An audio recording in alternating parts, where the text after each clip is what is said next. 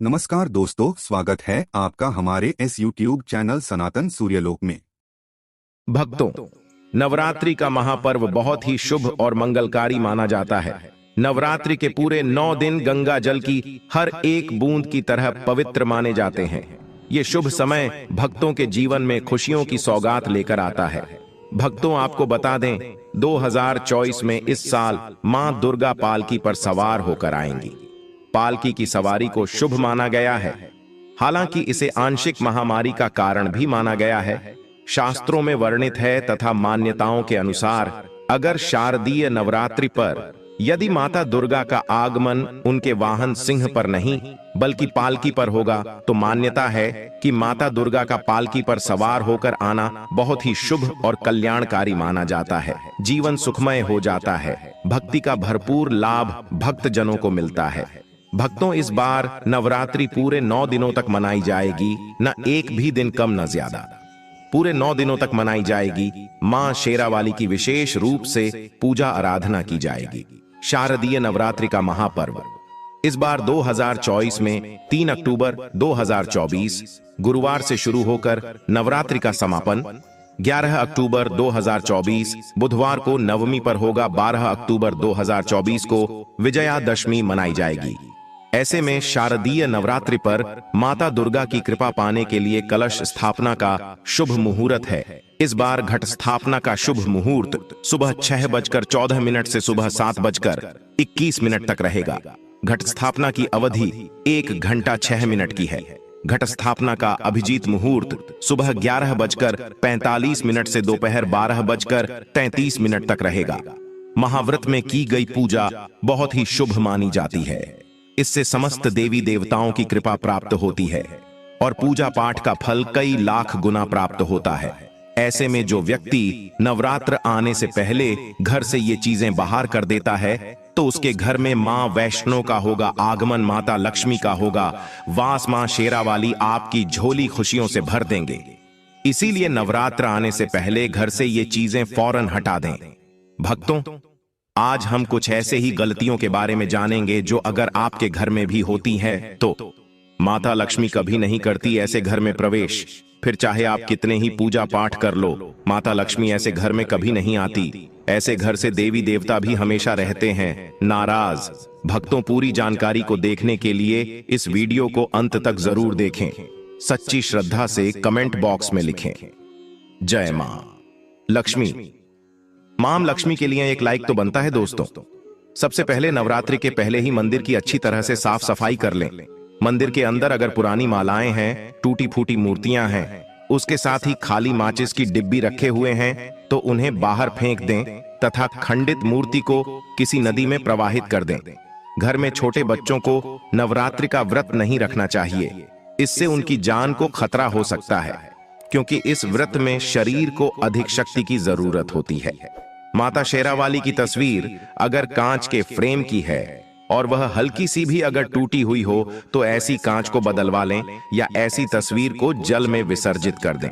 टूटी मूर्ति की पूजा करने से, टूटी तस्वीर की पूजा करने से आपकी श्रद्धा, भक्ति, व्रत आदि सब टूट जाता है। आपका व्रत खंडित हो जाता है। दोस्तों, नवरात्रि के 9 दिन बहुत ही पवित्र होते हैं। नवरात्रि के 9 दिनों घर को साफ सुथरा और पवित्र रखना अति आवश्यक है। इसीलिए नवरात्रि के 9 दिनों में ब्रह्मचर्य का पालन किया जाता है और तामसिक भोजन ग्रहण नहीं किया जाता। नवरात्रि के 9 दिनों में माता रानी के भक्तों को प्याज, लहसुन, मांस, मदिरा और अंडे से दूर रहना चाहिए। अधिकतर भक्त नियम का पालन भी करते हैं, लेकिन वह एक गलती कर बैठते हैं। वो नवरात्रि के 9 दिनों में अपने घर इन अपवित्र चीजों को रख लेते हैं। ऐसा भूल कर भी नहीं करना चाहिए। भागवत पुराण के अनुसार नवरात्रि के 9 दिनों तक माता रानी अपने भक्तों के घर में वास करती है। अगर आप भी चाहते हैं कि माता रानी आपके घर में वास करें तो आप अपने घर के वातावरण को पवित्र रखें और नवरात्रि शुरू होने से पहले ही अपने घर से प्याज, लहसुन, मीट, अंडा और मदिरा को बाहर निकाल दें। अपने घर को साफ रखें। इन वस्तुओं को घर से बाहर निकालने के बाद अपने घर में गंगा जल का छिड़काव अवश्य करें। भगवत गीता में भगवान कृष्ण कहते हैं, बगैर गंगा जल छिड़काव कोई भी मंगल कार्य सफल नहीं माना जाता। गंगा जल का छिड़काव स्वयं भगवत गीता में श्री कृष्ण ने बताया था। अगर आपके घर में गंगा जल ना हो तो मार्केट से गौमूत्र ला सकते हैं और गौमूत्र लाकर आप गौमूत्र का अपने घर में छिड़काव करें। बस थोड़ा सा पानी में डाल लें, इससे आपके घर का वातावरण पवित्र हो जाएगा। घर में मौजूद नकारात्मक ऊर्जा भी नष्ट हो जाएगी और जिस घर में वातावरण पवित्र होता है और नकारात्मक ऊर्जा नहीं होती, वह माता रानी का वास सदैव होता है। नवरात्रि के पहले आप अपने पूरे घर की अच्छी तरह से साफ सफाई कर लें। घर में जो भी फालतू सामान है, फटे पुराने कपड़े, उन्हें बाहर निकाल दें। घर में बेकार पड़ा सामान नकारात्मक ऊर्जा लाता है, इसीलिए गंदगी बिल्कुल भी न करें। धूप दीप जलाकर वातावरण को स्वच्छ रखें। दोस्त, माता के आगमन के लिए घर का दरवाजा जरूर सजाना चाहिए। इससे माता आकर्षित होती है और घर के द्वार में प्रवेश करती है। मां के आगमन के लिए द्वार को फूलों से सजाना। दोस्तों, कई लोग ऐसे हैं जो माता रानी की चौकी कागज बिछाकर बनाते हैं, जो कि बिल्कुल गलत माना गया है। माता की चौकी के लिए आप नीचे लाल कपड़ा बिछाएं। काला कपड़ा और सफेद कपड़ा भूलकर भी नहीं बिछाना चाहिए। ध्यान रखें, कपड़ा फटा भी नहीं होना चाहिए। भक्तों, अगर आपके घर में देवी देवताओं की खंडित मूर्ति, दिया या फटा हुआ चित्र अगर हो तो उसे किसी पवित्र नदी में विसर्जित कर दें, क्योंकि ऐसी मूर्तियां और चित्र दुर्भाग्य लाती हैं। देवी देवताओं की खंडित मूर्ति की पूजा न करें और ना ही उन्हें घर में रखें, क्योंकि उन्हें घर में रखना बुरा माना जाता है। भक्तों, वहीं अधिकतर लोग अपनी छत पर या घर के मुख्य दरवाजे के आसपास कबाड़ इकट्ठा कर देते हैं। ऐसा करना अशुभ माना जाता है। अगर आपने भी अपने घर में घर के मुख्य दरवाजे पर या छत पर या फिर खासकर घर की उत्तर दिशा में कबाड़ इकट्ठा कर दिया है, तो नवरात्रि शुरू होने से पहले उस कबाड़ को घर से अवश्य ही निकाल दें। भक्तों, यदि आपके घर कोई भी बंद घड़ी है तो नवरात्रि शुरू होने से पहले उसे अपने घर से हटा दें और नई घड़ी ले आए या उसकी मरम्मत करवा लें। घड़ी को प्रगति का प्रतीक माना जाता है। बंद घड़ी समय से पीछे चलने वाली हमारी प्रगति में बाधा डालती है। इसीलिए नवरात्रि शुरू होने से पहले ही आप बंद घड़ी को घर से बाहर निकाल दें। दोस्तों, अगर आपके घर के मंदिर में किसी भी तरह का कोई फालतू सामान रखा है, जैसे कि सड़े गले फूल, अगरबत्ती, धूप बत्ती के डिब्बे या माचिस आदि के डिब्बे, या कोई भी खाली पैकेट मंदिर में न रखें, या फिर कोई फटी पुरानी धार्मिक पुस्तक या भगवान के कोई भी पुराने कपड़े जो खज गए हैं या मुकुटमाला जो खराब हो गई है, तो उन्हें आप जितना जल्दी हो सके अपने मंदिर से हटा दी। नवरात्रि से पहले आप अपने मंदिर की और मंदिर के आसपास की साफ सफाई अवश्य ही करें।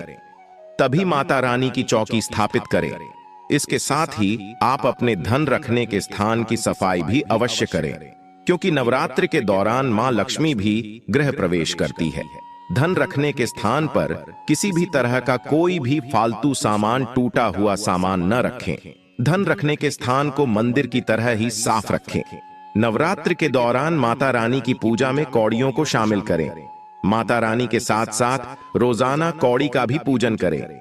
इसके बाद कौड़ी को धन रखने के स्थान पर रख दें। ऐसा करने से बरकत हमेशा होती है।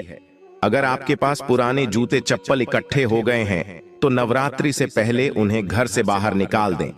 पुराने जूते चप्पल की अशुभता के कारण ही घर में नकारात्मक ऊर्जा आती है और घर में अशांति और तरह का माहौल रहता है।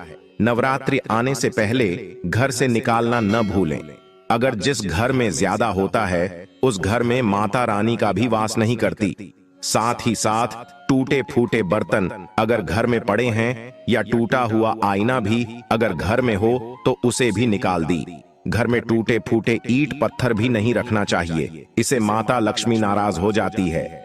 अब हम जानते हैं नवरात्रों के दौरान क्या नहीं खाना चाहिए और क्यों नहीं पीना चाहिए और कौन सा फल खाने से व्रत संपूर्ण और सफल हो जाता है। भक्तों, तो आइए शुरू करते ही। दोस्तों, नवरात्रि के दिन से जरूर खाना चाहिए।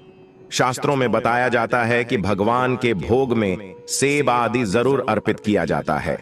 अगर आपका व्रत है तो आपको केला, पपीता, तरबूज और मीठे अंगूर जरूर खाना चाहिए। इन फलों से व्रतधारी को शक्ति मिलती है और व्रत संपूर्ण हो जाता है।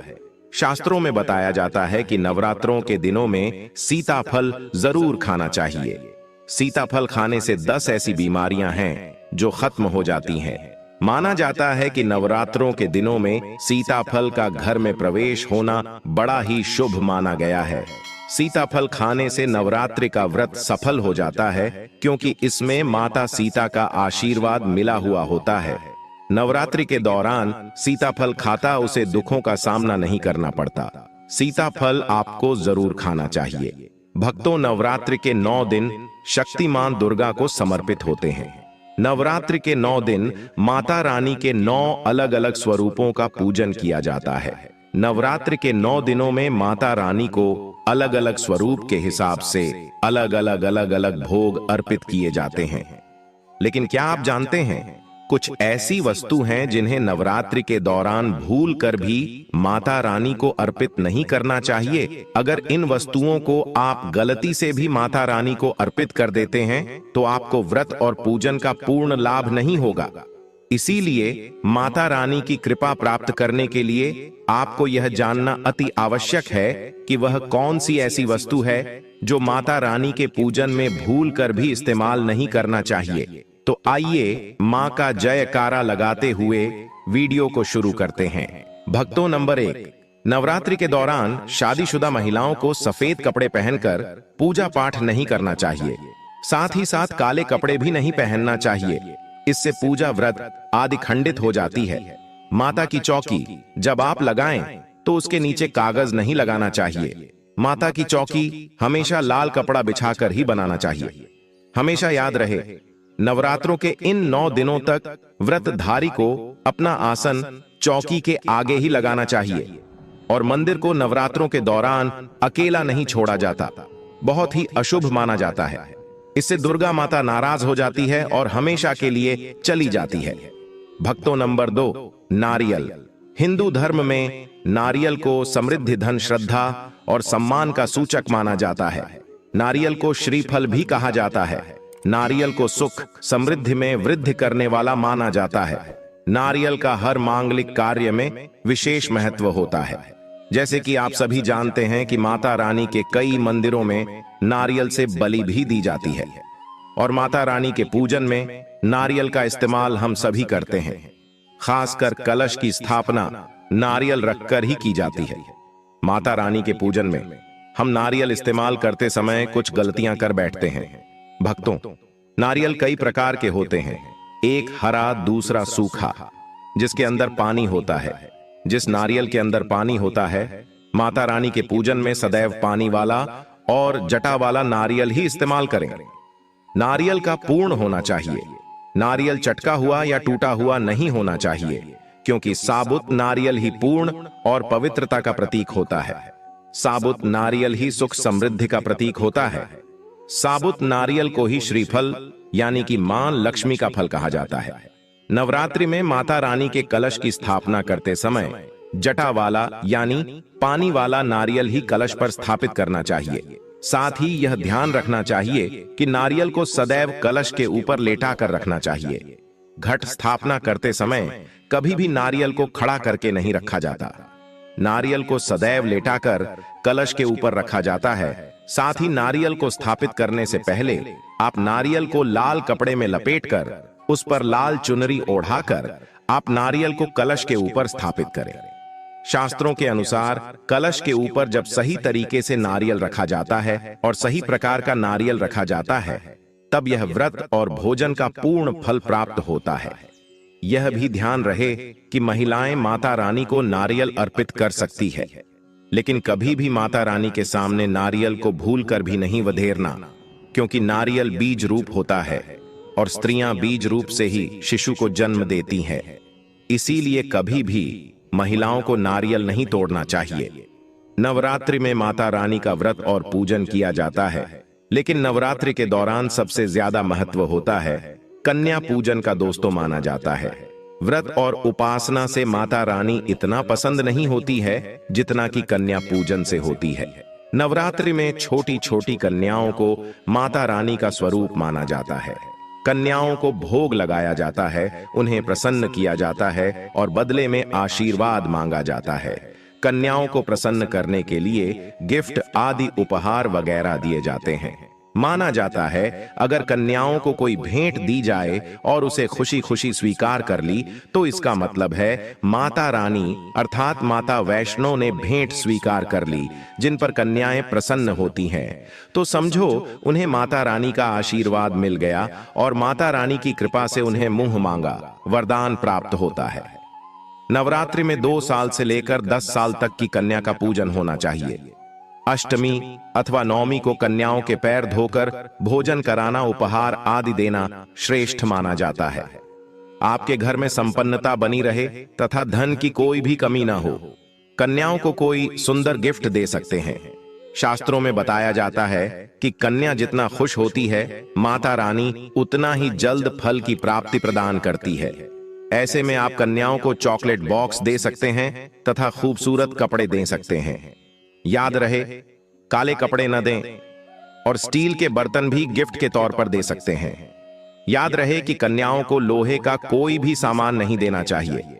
भक्तों, जब कन्या अपने घर के लिए प्रस्थान करें तो उनके चरण जरूर छू लें और अपने मन में अपनी प्रार्थना को पूरा करें।